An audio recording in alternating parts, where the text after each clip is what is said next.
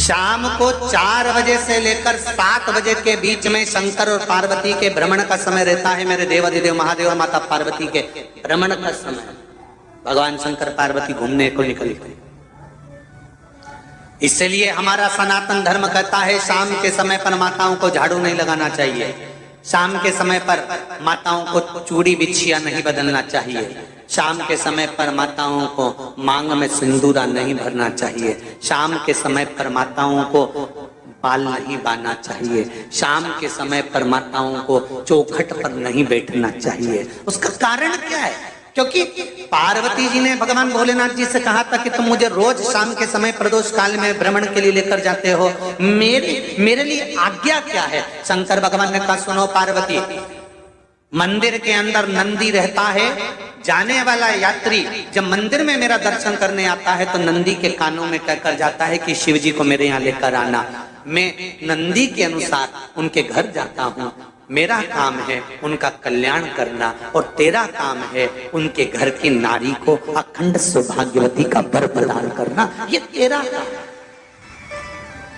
तब पार्वती माता ने कहा अखंड सौभाग्यवती होने का वर मैं तो दे दूंगी, पर उस समय पर माताएं चूड़ी बदल रही होगी, हाथ से चूड़ी निकाल रही होगी तो मैं वर कैसे दे सकती हूँ? मांग भर रही होगी तो मैं वर कैसे दे सकती हूँ? उस समय पर चूड़ी बिछिया बदला जा रहा होगा तो मैं वर कैसे दे सकती हूँ? उस समय पर झाड़ू लग रही होगी तो मैं लक्ष्मी को वहां कैसे भेज सकती हूँ? आप बताओ। तो शंकर भगवान ने कहा प्रदोष का समय एक ऐसा समय होता है, शाम का समय ऐसा होता है जिस समय पर केवल शंकर और पार्वती की आराधना का समय होता है।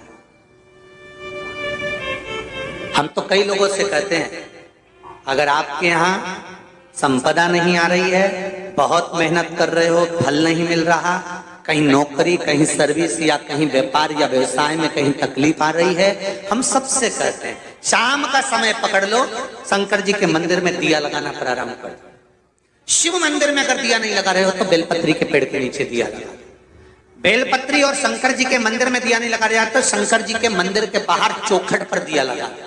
इतना भी नहीं कर सकते तो अपने घर के बाहर अपने द्वार पर दिया लगा दो, पर शंकर जी के नाम का श्री शिवाय नमस्तुभ्यम बोलकर शंकर भगवान को याद कर कर अपनी कामना कर कर बाबा का स्मरण कर कर पंचाक्षर मंत्र नमः शिवाय, षडाक्षर मंत्र ओम नमः शिवाय, द्वादशाक्षर मंत्र ओम नमो भगवते वासुदेवाय, जो मंत्र तुमको याद है उसका स्मरण कर कर लक्ष्मी हो चाहे नारायण हो चाहे राम हो चाहे कृष्ण हो स्मरण कर कर शाम के समय बाहर दिया लगा दो, दरवाजे के पास लगा दो। वो सुनेगा जरूर, आएगा तो उसका वेलकम जरूर होगा और वो कुछ देकर जरूर जाएगा।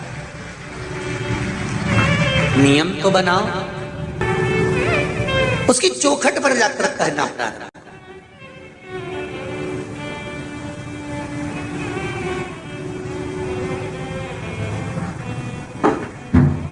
बृहस्पति महाराज ने कहा कि शाम का समय जो प्रदोष का समय होता है उस समय पर इंद्रदेव तुम शंकर जी की आराधना करो। शिव आराधना से शंकर जी जो मार्ग प्रशस्त करेंगे, शिव आराधना से जो शंकर जी कहेंगे वो तुम करना। ठीक है, आराधना करी बाबा भोलेनाथ जी।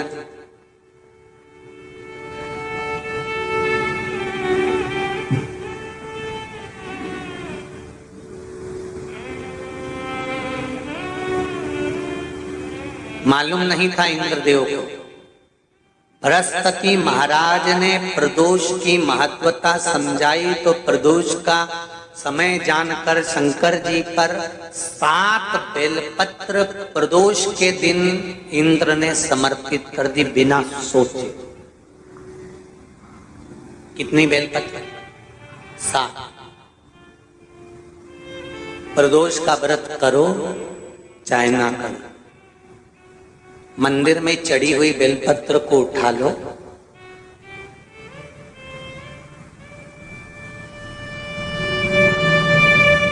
बेलपत्र का ब्रह्म कमल बना लो,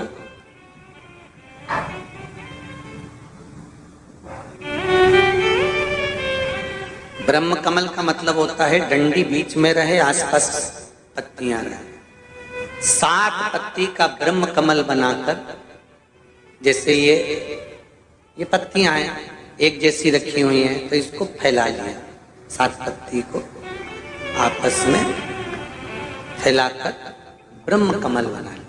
प्रदोष का व्रत करें ना करें, जरूरी नहीं है कि वृक्ष से ही पत्ती लेकर आओगे तो ही शंकर जी को चढ़ाओगे।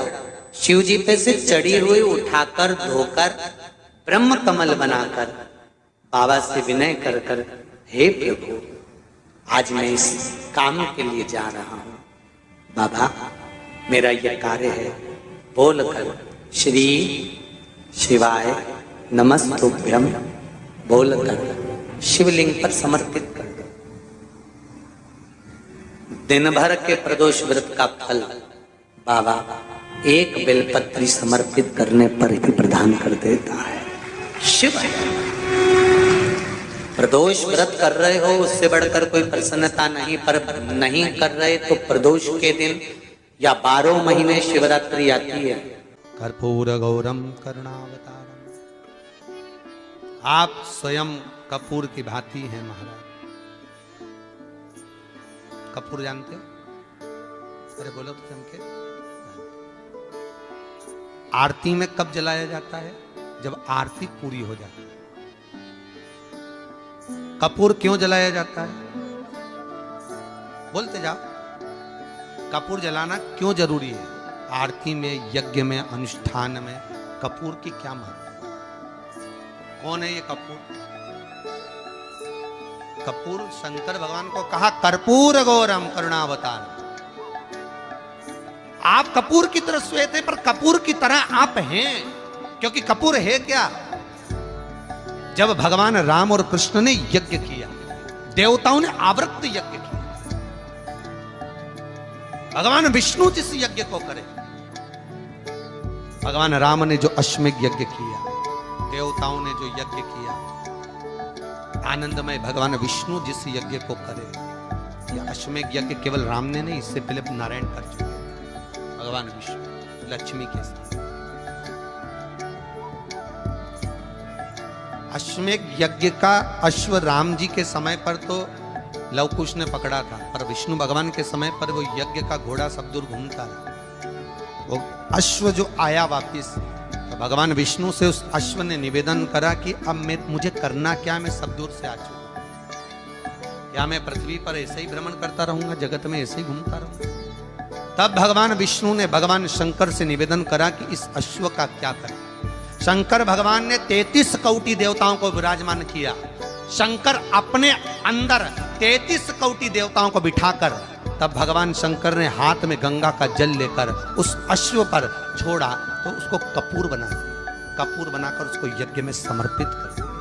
भगवान विष्णु से कहा, सुनो विष्णु, यज्ञ की पूर्ण आहुति पर ये कपूर के रूप में ये अश्वमेध यज्ञ के अश्व को दान दिया गया है। अर्थात पृथ्वी पर मनुष्य यदि अपने घर में आरती पूजन में कपूर को प्रज्वलित करेगा तो उसको 1000 अश्वमेध यज्ञ का फल उसी समय पर प्राप्त हो जाएगा। इसलिए हर आरती के पूजन के बाद कपूर का टुकड़ा जलाया। कपूर की बड़ी महत्वता है हमारी। यदि घर में क्लेश मचा हुआ है, बहुत अशांति है, बहुत ज्यादा क्लेश है, बहुत ज्यादा क्लेश, तो कपूर के 4 टुकड़े कर लीजिए और 4 टुकड़े कर कर चारों दिशा में घर में रख दीजिए। कितना भी झगड़ा चल रहा होगा, कितना भी क्लेश मचा होगा, शांति हो जाएगी, अपने आप शांति हो जाएगी। 5 या 7 मिनट के बस कपूर के टुकड़े को 4 दिशा में रख। शिव का स्वरूप है, अश्वमेध यज्ञ का फल प्रदान करने।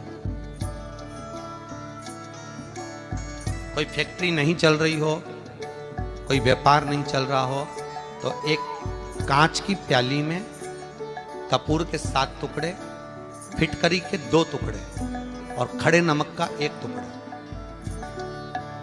केवल उस प्याली में रख दीजिए महाराज। 15 दिन तक रखे रहने दो उसको, आपको खुद मालूम पड़ जाएगा कि व्यापार कैसे चल रहा है। आनंद की अनुभव होने लगे, अपने आप व्यापार दौड़े, अपने आप आपका व्यापार